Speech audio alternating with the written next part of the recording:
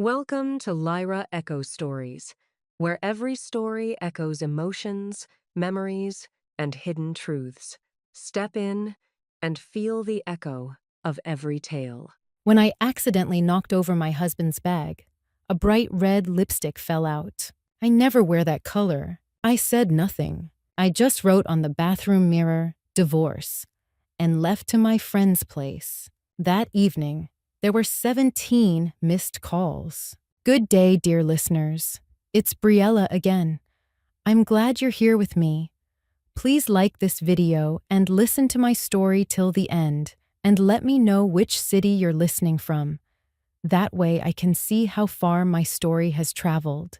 I used to think that 42 years of marriage was something solid, something you could lean against, the way you lean against a wall, not even thinking about it, just trusting that it will hold you.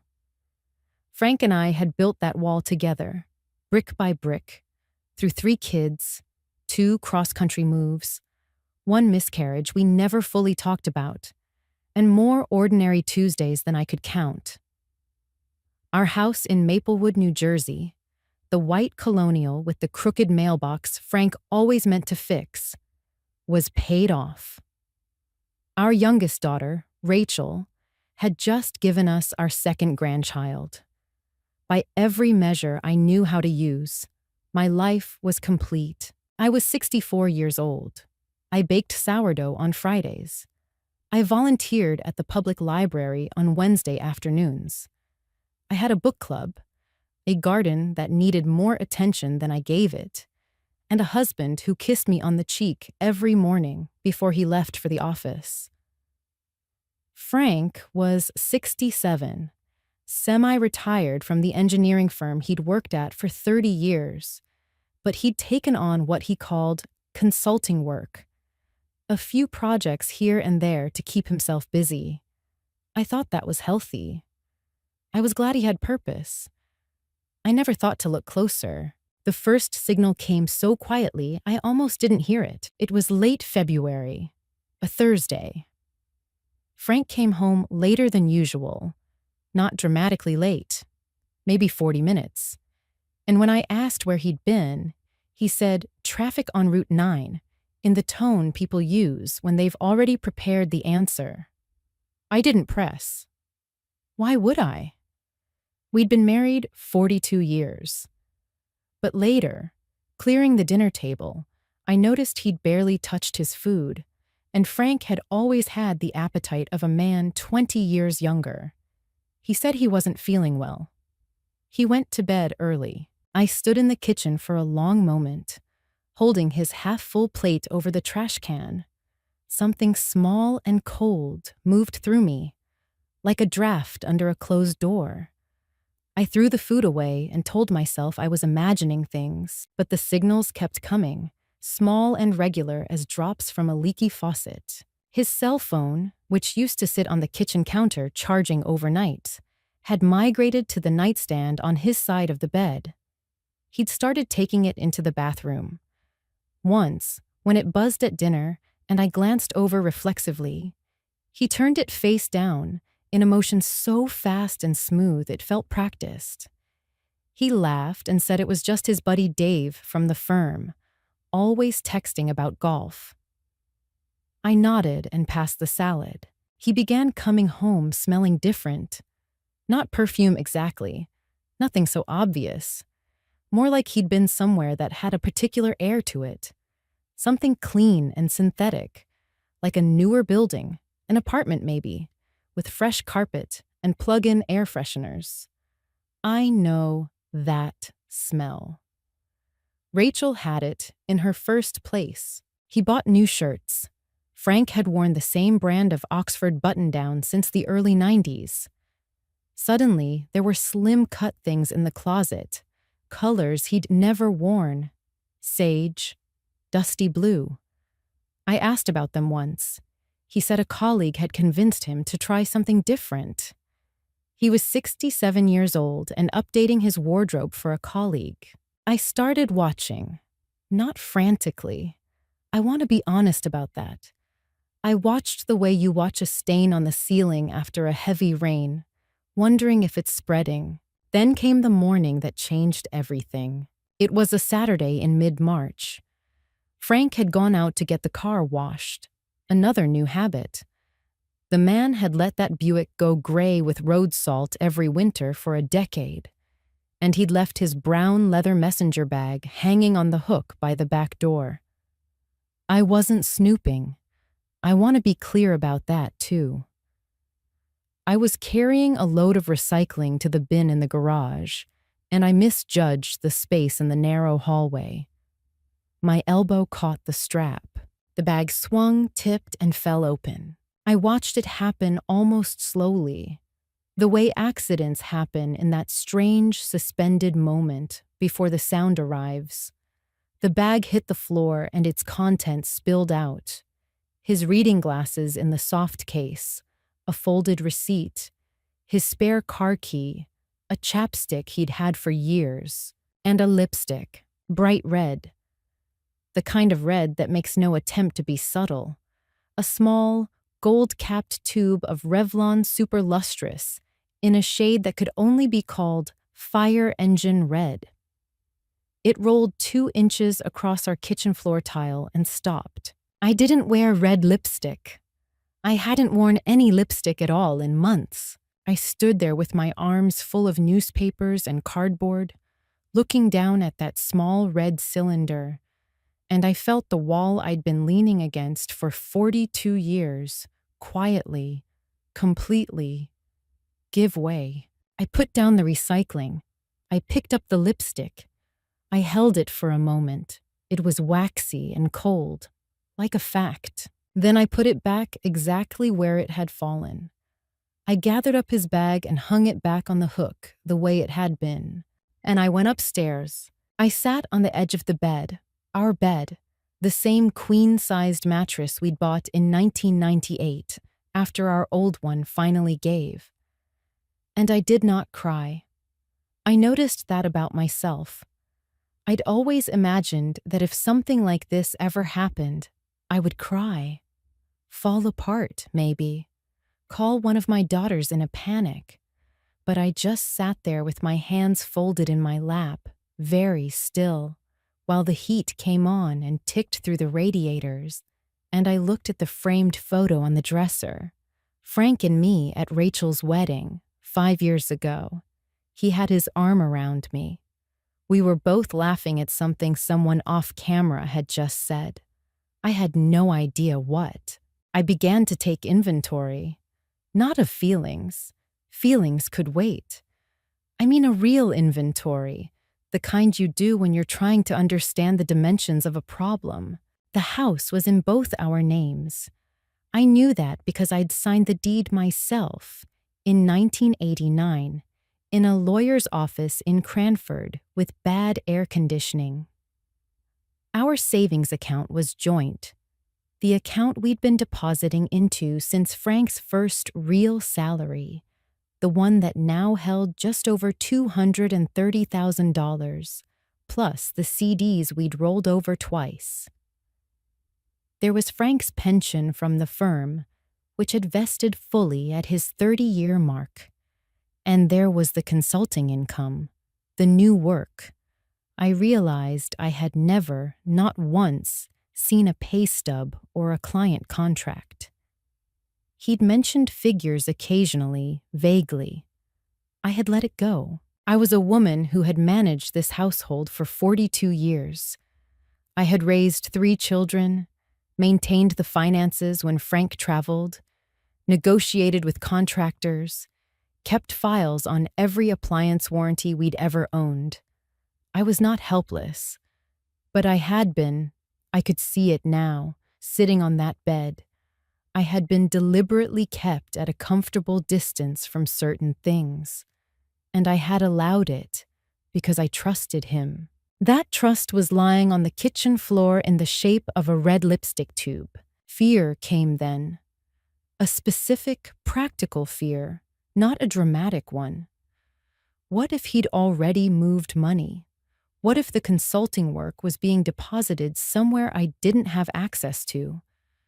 What if he'd been planning this, quietly, patiently, while I baked bread on Fridays and thought our wall was solid. I was 64 years old. I had a part-time library volunteer role and a book club. I had not held a full-time job since our son Michael was born in 1983. My Social Security, when I took it, would be a fraction of Frank's. A divorce, if it came to that, would not leave me destitute. I knew enough to know that New Jersey was an equitable distribution state, and 42 years of marriage meant something in family court. But equitable did not mean equal, and getting what I was entitled to would require me to know what existed, where it was, and how to prove it. I made a decision, not a hysterical one, a quiet, deliberate one, the same way I decided anything I was serious about. I would not confront Frank. Not yet. Not until I knew exactly what I was dealing with. But I needed to tell him something. I needed him to understand that the ground had shifted, without revealing that I had already started calculating. So that evening, while Frank was in the garage fiddling with something, I went into the bathroom. I found a lipstick of my own, an old rose-pink one, barely used, and I wrote on the mirror in slow, even capital letters, "Divorce." Then I took my overnight bag, already half-packed from a trip to see Rachel last month, and I drove to my friend Carol's house 4 miles away. My phone rang 17 times before I turned it on silent. At Carol's kitchen table, over tea I didn't taste, I told her everything. Carol had been my friend for 30 years. She'd been through her own divorce in 2011, a nasty one, and she'd come out the other side intact and sharp. She listened without interrupting, which is one of the things I've always loved about her. When I finished, she said, "Dorothy, first thing tomorrow morning, you call a family law attorney. Not Frank's kind of people. A good one. Someone who will sit across from you and tell you the truth." She gave me the name of the woman who had handled her case, Ellen Marsh in Summit. She said Ellen was the kind of lawyer who didn't panic and didn't lose. I wrote the name down on a paper napkin and folded it into my wallet. That night, lying in Carol's guest room under a quilt I'd helped her pick out at a tag sale in 2015, I stared at the ceiling and began building my plan. Not revenge. I want to be honest about that. I wasn't interested in burning anything down. I was interested in something much colder and more precise. I was interested in not losing what was mine. The first piece of the plan was Ellen Marsh. The second piece was documentation. I had 48 hours before Frank's confusion would turn to calculation. I intended to use them. I was up before Carol. I made coffee in her kitchen at 6:15, watching the early March light come flat and gray through her window over the sink, and I sat with my paper napkin unfolded on the table in front of me. Ellen Marsh. I had already looked her up on my phone the night before. 14 years in family law, a partner at her firm, a photograph on the website that showed a woman about my age with reading glasses pushed up on her head and an expression that suggested she'd heard everything twice. I had called at 8 sharp and left a message with her assistant asking for the earliest available appointment. Ellen called back herself at 8:47. I respected that. We met that same afternoon in her office in Summit. Clean, practical space, not the kind designed to intimidate, which I also respected. I sat across from her desk and I told her everything I've told you. The new shirts, the phone face down, the smell of a different apartment, and the red lipstick rolling across my kitchen floor. Ellen listened with her pen in her hand but rarely wrote anything down, which told me she was actually listening. When I finished, she asked me 3 questions. Did I have access to our joint financial accounts? Yes. Did I know the name of Frank's pension administrator? Yes. It was through his firm's HR. I had the contact in an old tax file at home. Was there anything I suspected had been transferred, hidden, or moved in the last 12 months? That last question sat in my chest for a moment. I don't know, I said. That's part of what worries me. Ellen nodded. She told me the first priority, before anything else, before any conversation with Frank, before any formal filing, was a complete and accurate financial picture. She explained that in New Jersey, once divorce proceedings began, there were automatic temporary restraining orders on marital assets, meaning neither party could hide or liquidate without court consequences. But the protection only worked if we knew what we were protecting. She wanted me to go home, access our online banking, and download statements for the last 24 months, pull the most recent tax returns, locate the pension documents, and photograph anything relevant before Frank had any reason to think I was gathering information. You wrote divorce on the mirror, she said. That gives him a warning. Some people tidy up their finances fast when they get a warning. I told her I understood. I told her I'd be back in that house that afternoon. I drove to Maplewood directly from Ellen's office. Frank's car was gone. He often played golf on Monday afternoons, a habit that now took on a different texture. I had approximately 2 hours. I worked quickly. I downloaded 30 months of bank statements to a flash drive I'd bought at a CVS on the way home. I photographed the pension documents in the filing cabinet in Frank's office. I found 3 statements from a brokerage account I did know about, our joint investment account. But I also found, tucked behind the hanging files in the back of the second drawer, a single statement from a different institution, Vanguard, an individual account, in Frank's name only.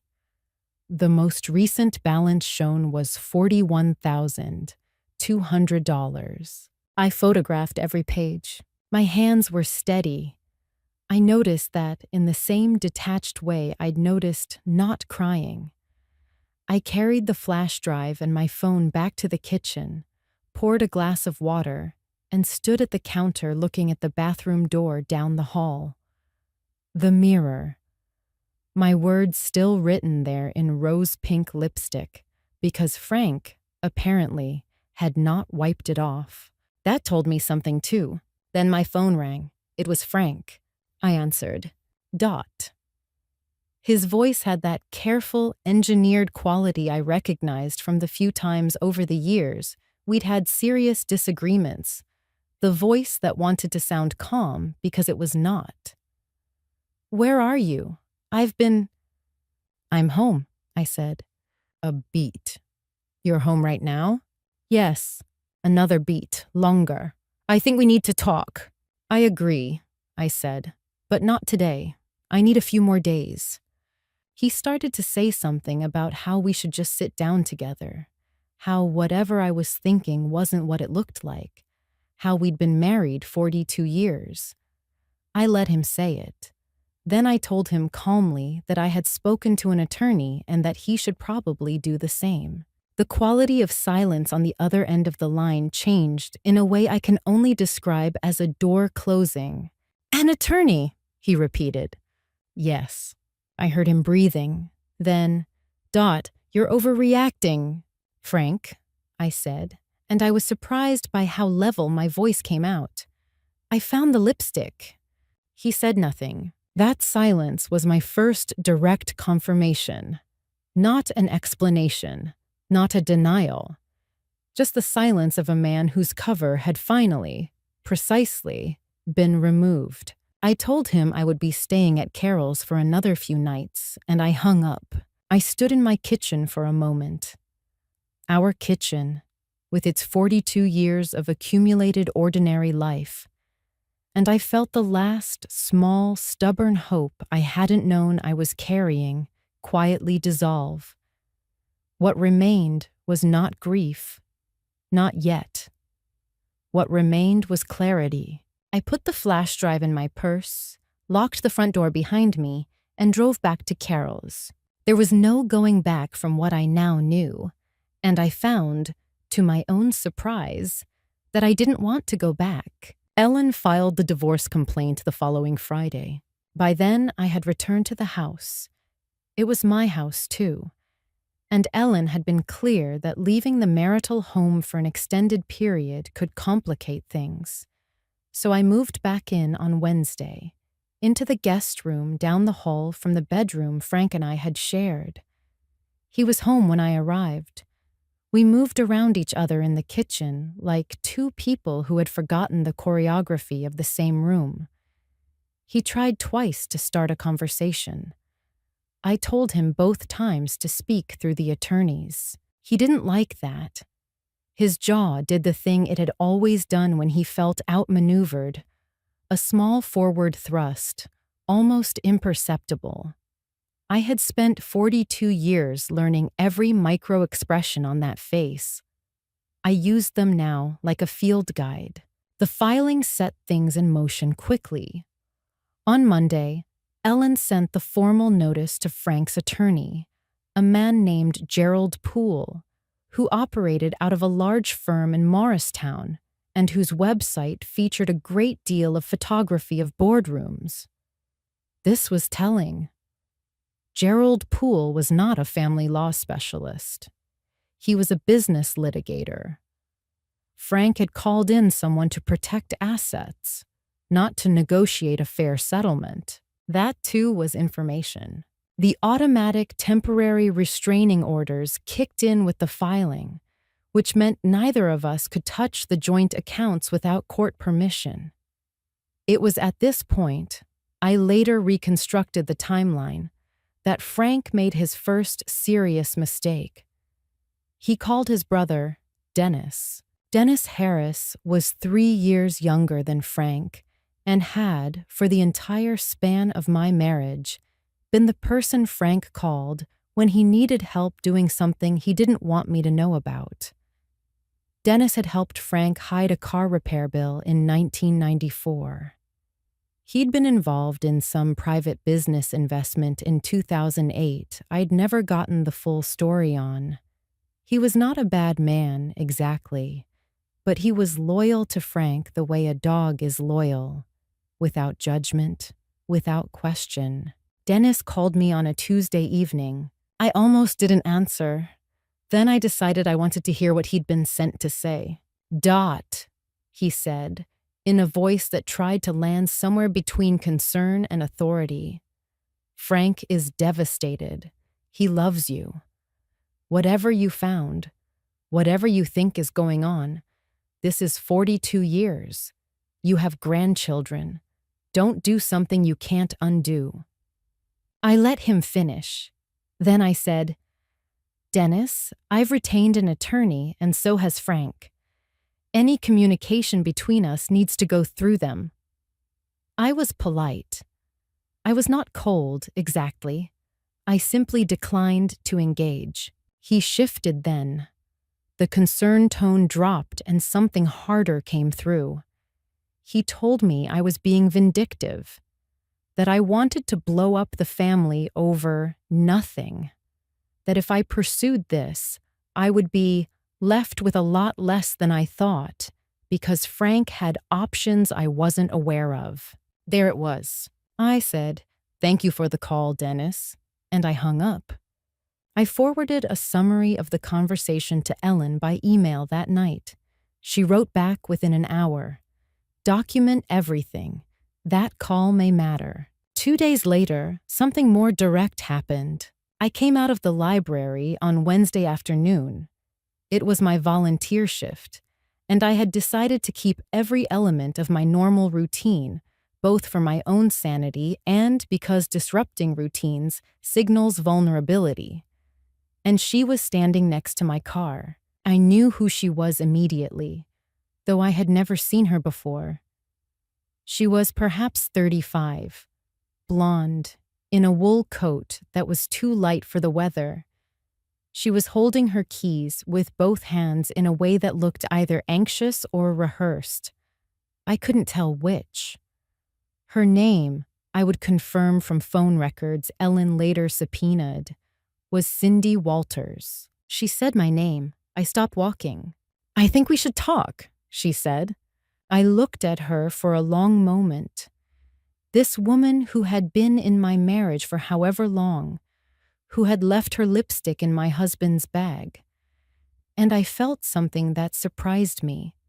Not hatred, not the flare of emotions I might have expected, but a very focused, very steady calm. "There's nothing I need from you," I said. She said Frank loved her. She said this was serious, that it had been serious for 2 years, and that the kindest thing I could do, for everyone, including myself, was to let go. She said the word gracefully, which I thought was interesting. I unlocked my car. I got in. I drove away. My hands were shaking slightly by the time I reached Carroll Street, and I gripped the wheel tighter until they stopped. Cindy Walters thought she was threatening me, or pleading with me, or perhaps both. What she had actually done was confirm, in person, the full scope of what I was dealing with, a structured, intentional affair, 2 years long, with a woman Frank had apparently convinced to serve as his emissary. I wrote down the time, the location, and everything she'd said in the Notes app on my phone before I went inside. That Friday, after Ellen confirmed everything was filed and the restraining orders were active, I took a weekend. I drove to Rachel's in Pennsylvania. I held my granddaughter. I ate Rachel's cooking. I told her only that Frank and I were going through something difficult and that I was handling it. She cried. I held her and said, "I'm all right, sweetheart. I promise I'm all right." And I was. For those 2 days, suspended in the ordinary warmth of my daughter's house, I was completely, quietly, all right. I came home from Rachel's on Sunday evening to find a handwritten letter on the kitchen counter. It was from Frank.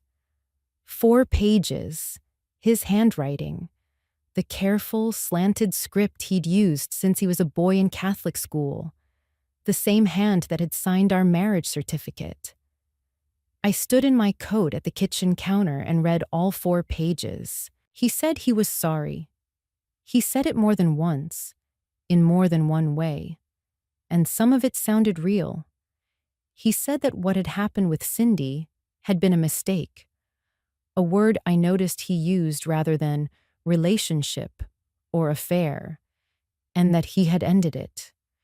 He said that 42 years meant more than one mistake, that we had built too much together to let it end this way, that our children and grandchildren needed us whole.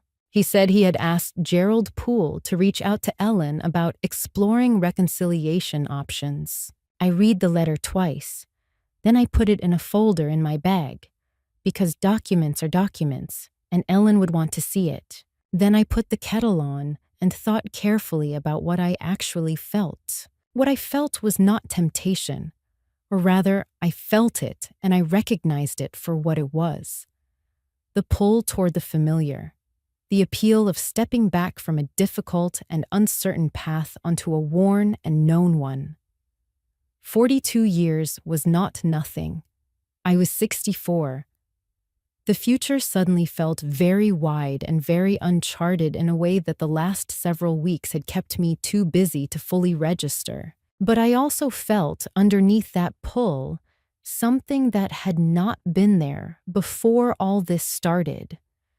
The memory of standing in my kitchen holding a red lipstick that was not mine, and the memory of the silence on the other end of the phone when I named it. That silence was not a mistake. That silence was a man calculating his next move.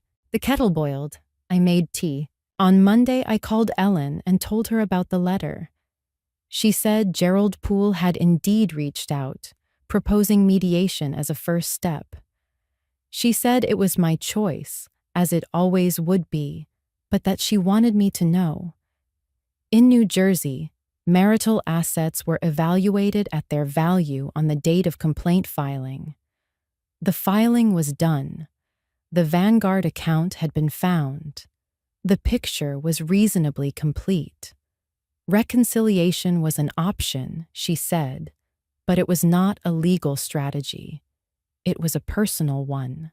If you go back, she said carefully, you go back with full knowledge of the Vanguard account, the 2-year timeline, and the fact that his brother called you with what could be construed as financial intimidation.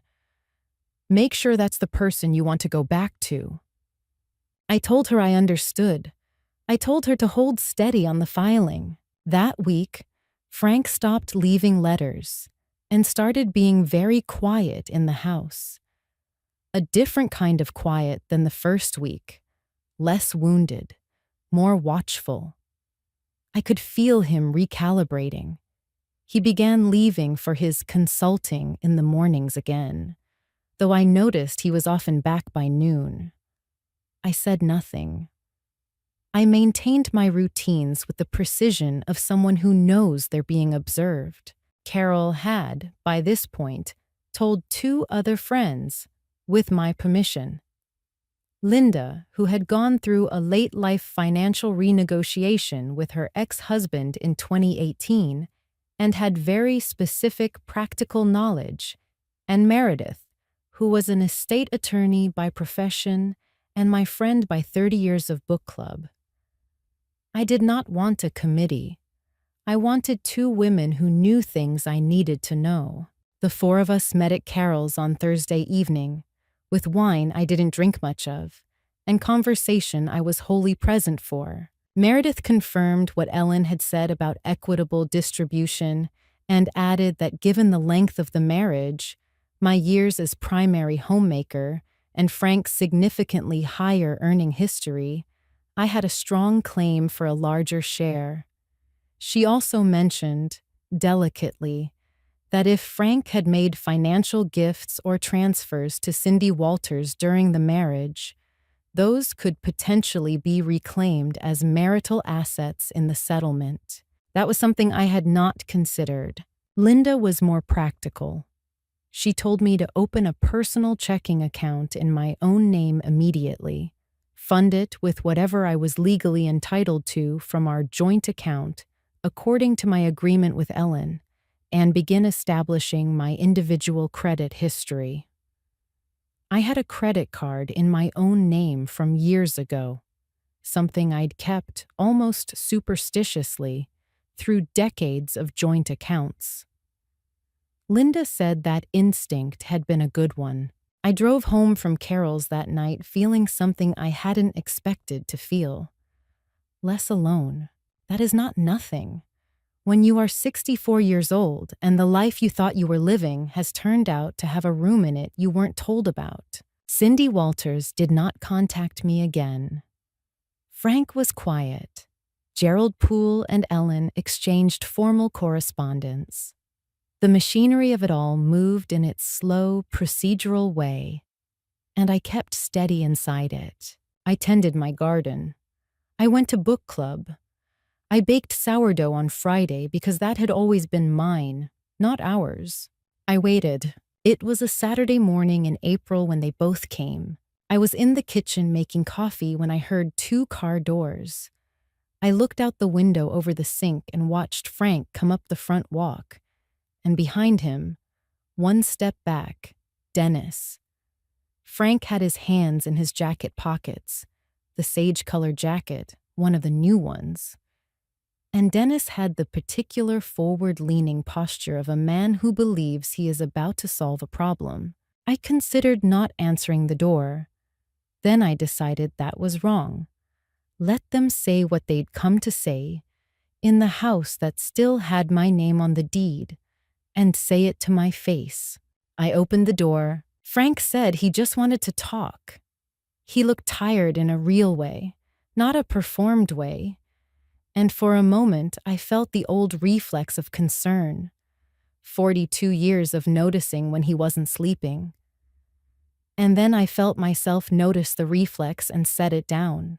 "Come in," I said. We sat at the kitchen table, the three of us, the same table where Frank and I had eaten 30 years of meals, where the kids had done homework, where I'd made grocery lists and plans. Dennis immediately started talking, which confirmed he'd been sent as the moderator.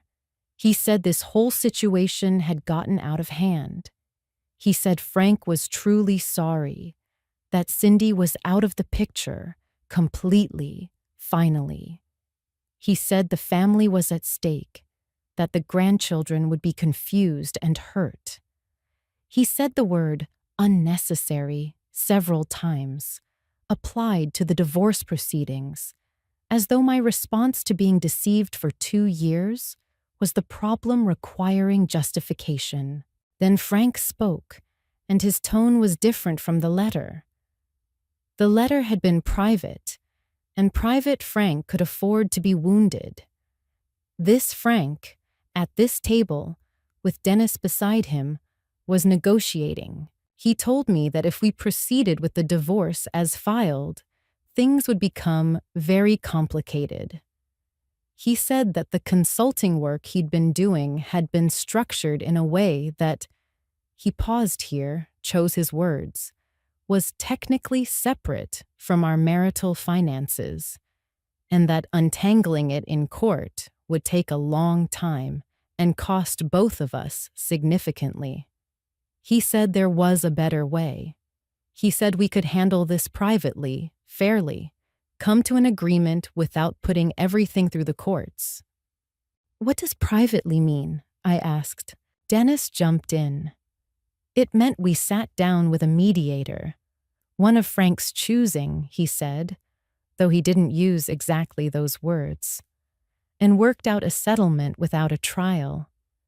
He said it would be faster, less expensive, less painful for the kids.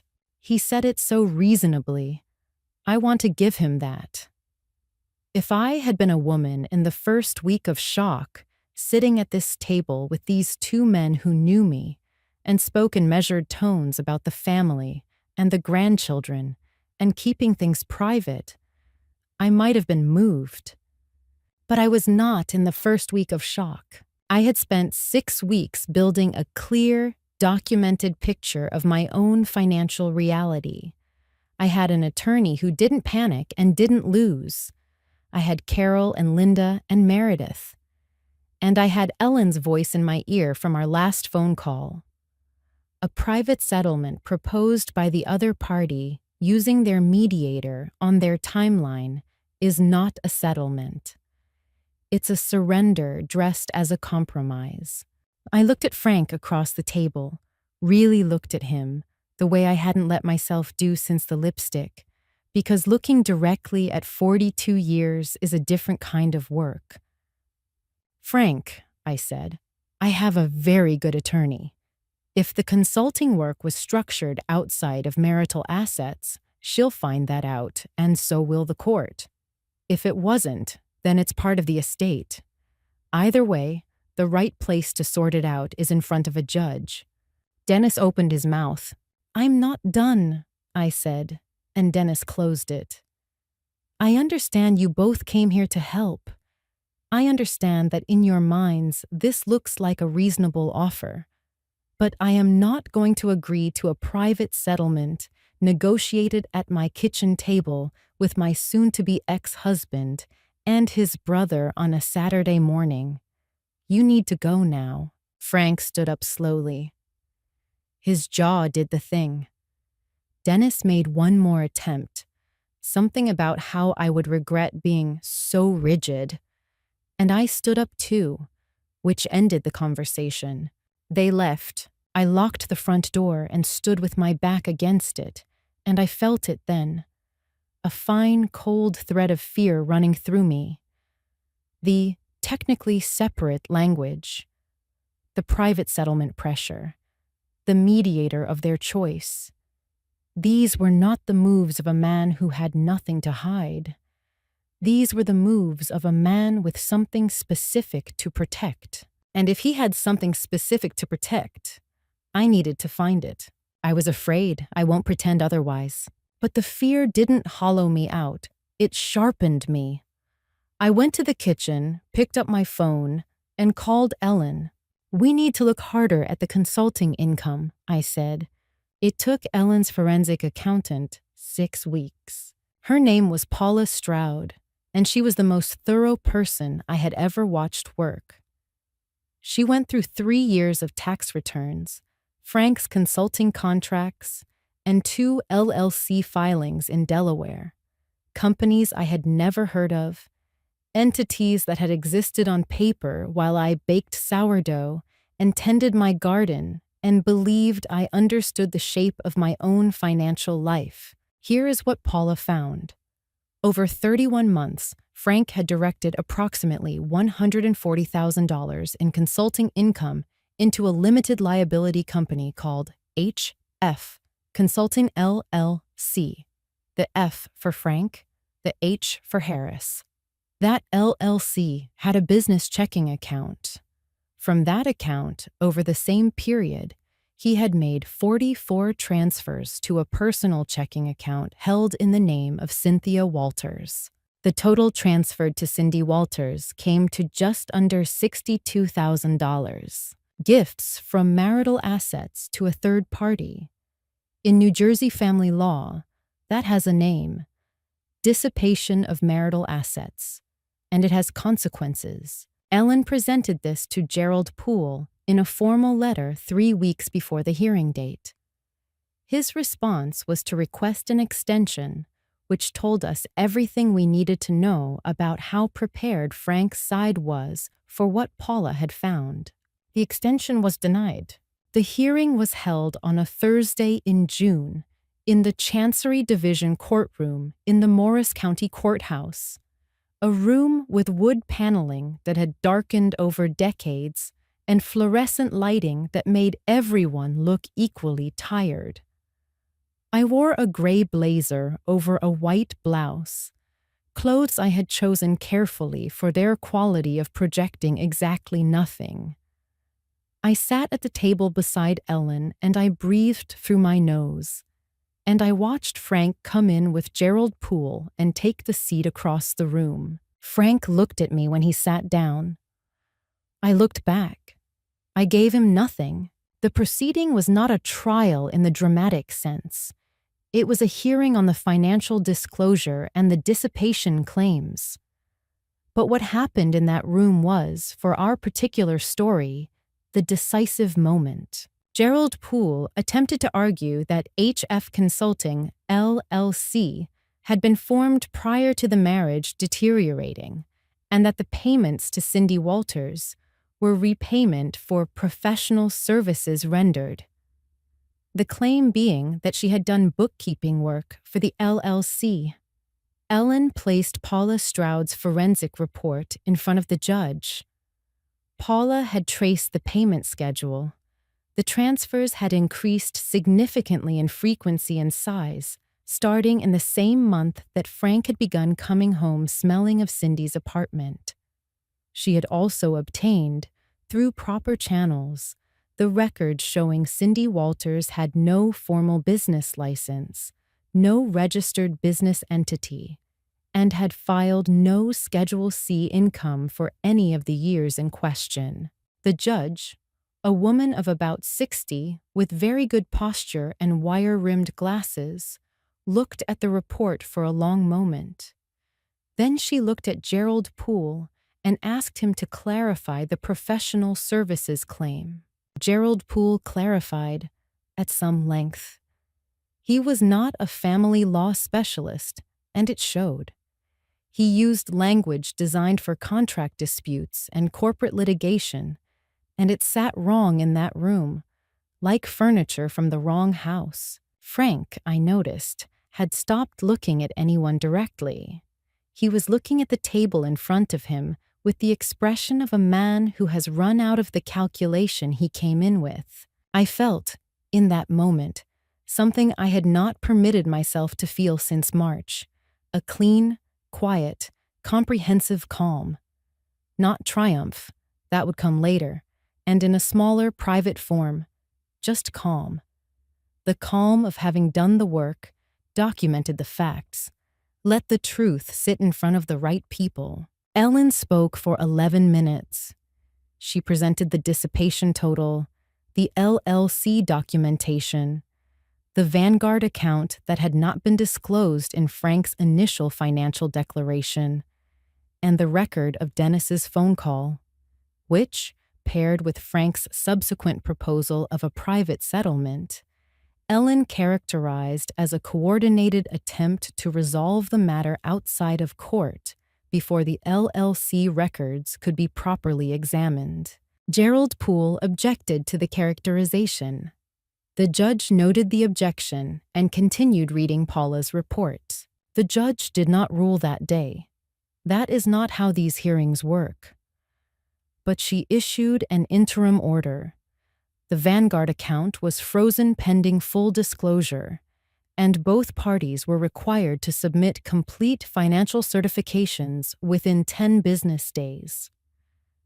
She also noted, on the record, that the pattern of transfers identified by Paula Stroud would be given significant weight in the final equitable distribution determination. After the hearing, in the hallway outside the courtroom, I watched Gerald Poole and Frank speak quietly near the far wall. Frank ran a hand over his face, a gesture I recognized, one he made when something had gone worse than he'd expected. Gerald Poole was doing the talking.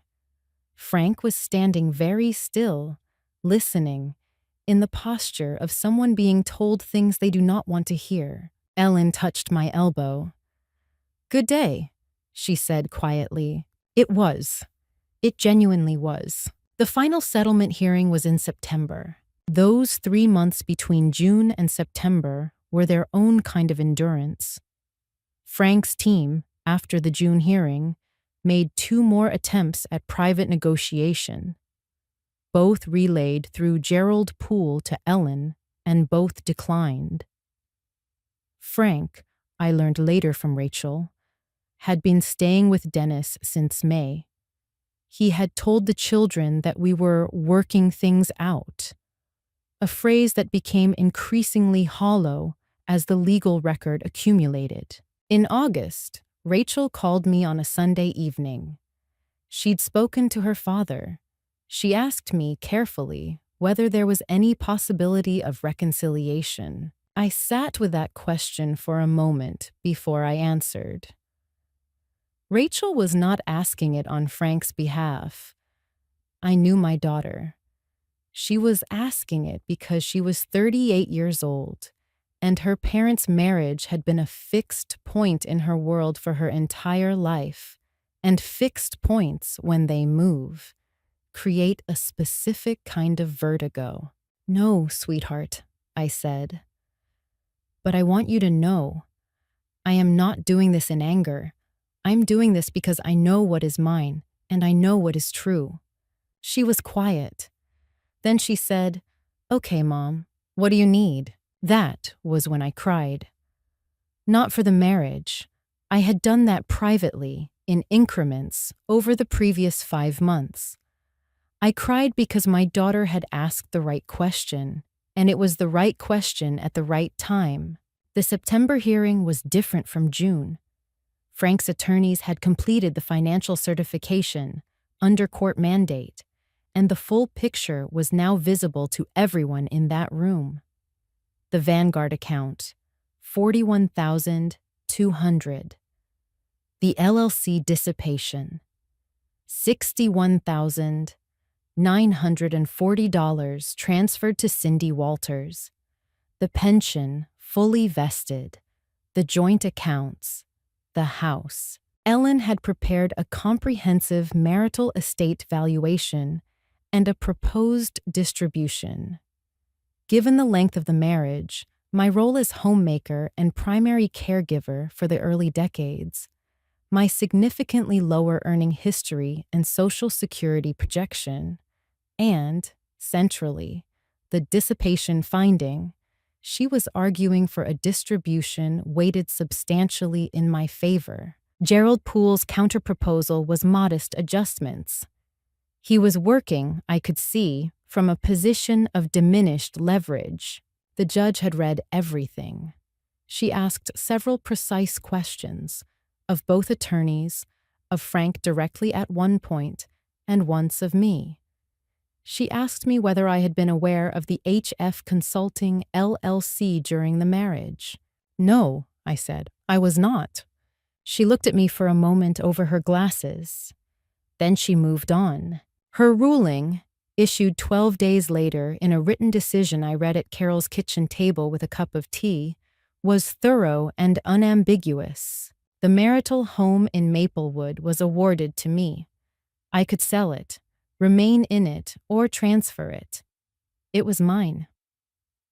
Frank was to receive his equity share in a cash payment, calculated from the marital estate.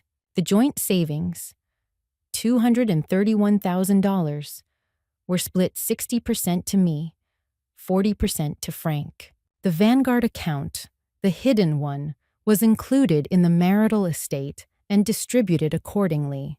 The dissipated $61,940 was factored into Frank's share as a deduction. He had already spent the money. The court treated it as having come out of his portion. The pension was to be divided through a qualified domestic relations order, giving me a share calculated from our years of marriage. In total, after the attorney's fees were settled, I walked away from 31 years of marriage. I mean from the legal dissolution of it, which took a calendar year from the first signs to the final order. With the house, a substantial portion of our savings, a pension share, and something I had not expected to feel as strongly as I did, the complete, verified knowledge that I had not been outmaneuvered. Frank's attorney filed a notice of appeal on 2 minor valuation points. Ellen told me appeals of this kind rarely succeeded and that neither point affected the core distribution. She was right. The appeal was withdrawn 4 months later. Frank signed the final order in a lawyer's office in Morristown on a Tuesday afternoon in October. I was not there. I was at the library, running my usual Wednesday. No, wait. That Tuesday, I was at the library for a special children's reading hour we'd organized for fall. I was reading Where the Wild Things Are to a group of 6-year-olds when my phone buzzed quietly in my pocket. Ellen's text. It's done. Congratulations, Dorothy. I finished the book. The children clapped. I smiled at them, genuinely, with my whole face. Then I stepped into the hallway and let myself feel, for exactly 60 seconds, the full and private weight of what was over. Then I went back in for the next story. I stayed in the house on Maplewood for 6 more months after the settlement. Then I sold it. This surprised people. Carol, my children, a few friends who assumed the house was the prize I'd been fighting for. But the truth was, I'd been fighting for what it represented, my right to decide. And once that right was established and confirmed and signed, I found that what I actually wanted was not the colonial with the crooked mailbox. What I wanted was something I'd never had entirely to myself, something new. I bought a condominium in Montclair, 3rd floor, south-facing, with windows that filled the living room with afternoon light. It had a small balcony where I put planters immediately: basil, rosemary, 1 tomato that didn't thrive but tried hard. I bought furniture I chose entirely alone for the first time in my life, and I discovered I had very specific opinions about furniture. Rachel came to help me move in. Michael drove up from Maryland with his truck. Susan, who had taken the divorce hardest, arrived on the second day with a bottle of champagne. We sat on the floor of the empty living room and she said, I'm proud of you, Mom. I told her it was exactly the right thing to say. I started a new volunteer role at the Montclair Public Library and joined a book club that read more fiction than my old one had. I found I'd been missing fiction without knowing it. Carol drove up on occasional weekends. Linda sent me a card when I moved in. You did it, Dorothy. Now go live. I was 65 years old in my new apartment, and I was, in a way I found difficult to articulate but deeply recognized, happy. Not the absence of pain kind, the present and chosen kind. Carol and I went to Portugal in the spring. In Lisbon, we walked wherever we wanted, at whatever pace we chose, and ate dinner at 10 o'clock because we felt like it. I bought a blue ceramic tile at a market for no reason, except that it was beautiful. It sits on my kitchen windowsill still. As for Frank, I heard things, the way you do, through the children and through the small telegraph of a community where people have known each other for decades. Frank and Cindy had moved in together. The relationship did not appear to be going well. By the following year, they had separated. The reasons seemed to involve, with some irony, financial disagreements. Frank's post-settlement finances were considerably leaner than Cindy had apparently expected, and she had found that reality less compelling than the version she'd known before. Dennis had been cut off by his own wife, Barbara, after it emerged that he'd made that intimidating phone call, the one Ellen had documented and presented in court. Barbara had always been kind to me at family gatherings. I was not surprised. I did not follow any of this closely. What I felt was not satisfaction, exactly, more like confirmation, that the truth, properly documented and placed before the right people, has consequences. That you cannot quietly drain a marriage's assets into a secret life and walk away without those facts mattering. They had mattered. On the first anniversary of moving into the Montclair apartment, I sat on my balcony in the early evening light and thought about the woman who had stood in her kitchen holding a red lipstick, watching 42 years quietly collapse. She did all right, I thought. She did better than all right. They say the best revenge is a life well lived. I don't think of it as revenge.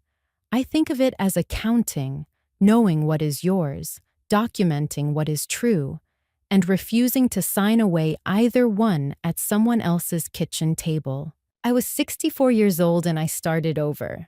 Not because I was brave, because I was clear. If that red lipstick had rolled across your floor, what would you have done? Leave your answer in the comments. If this story stayed with you, share it with someone who needs to hear it. And thank you, truly, for listening. Thank you for being part of Lyra Echo Stories. If this story stayed with you, don't forget to like, subscribe, and share, because every echo never truly fades.